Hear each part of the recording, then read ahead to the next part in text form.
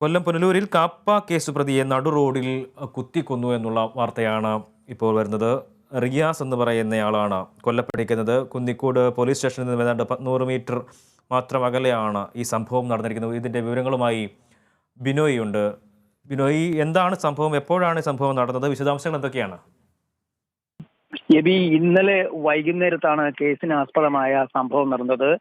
ഒരു ഇറച്ചിക്കട ലേലവുമായി ബന്ധപ്പെട്ട് നേരത്തെ റിയാസും അതുപോലെ തന്നെ കേസിലെ പ്രതിയായ ശുഭയും തമ്മിൽ വാക്കുതർക്കവും അതുപോലെ തന്നെ അങ്ങോട്ടും ഇങ്ങോട്ടും വെല്ലുവിളിയൊക്കെ ഉയർത്തിയിരുന്നു. അതിനുശേഷം ഇന്നലെ ശിഹാബും കുന്നിക്കോട് വഴി ഇരുചക്ര വാഹനത്തിൽ വരുന്ന വഴിക്കാണ് ഷുഹൈബുമായി വീണ്ടും വാക്കേറ്റമുണ്ടാകും. തുടർന്ന് ആദ്യം മർദ്ദിക്കുന്നത് റിയാസാണ്.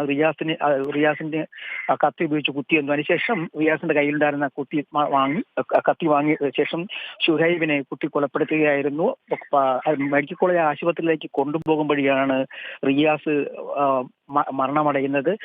ഷുഹൈബ് ഉടൻ തന്നെ കുന്നിക്കോട് പോലീസ് സ്റ്റേഷനിൽ കീഴടങ്ങുകയും ചെയ്തു. ഇപ്പോൾ നിലവിൽ ഇയാളുടെ മൃതദേഹം തിരുവനന്തപുരം മെഡിക്കൽ കോളേജ് ആശുപത്രി, റിയാസിന്റെ മൃതദേഹം ഉള്ളത്. റിയാസ് നേരത്തെ കാപ്പ കേസിലെ പ്രതിയാണ്. കാപ്പ ചുമത്തി ഇയാളെ 6 മാസം നാട് കടത്തുകയും ചെയ്തിരുന്നു. കാപ്പ കേസ് പ്രതിയെ കുത്തിക്കൊന്നിരിക്കുന്നു. നടുറോട്ടിലിട്ടാണ് ഇയാളെ കുത്തിക്കൊന്നത്. റിയാസ് എന്ന് പറയുന്ന ആളാണ് കൊല്ലപ്പെട്ടത്. പുനലൂരിലാണ് സംഭവം. ഈ കൊലപാതകം നടത്തിയ ആൾ പോലീസിൽ കീഴടങ്ങിയിട്ടുണ്ട്. വിവരങ്ങൾ നൽകുകയായിരുന്നു ബിനോയ് പത്തനംതിട്ടയിൽ.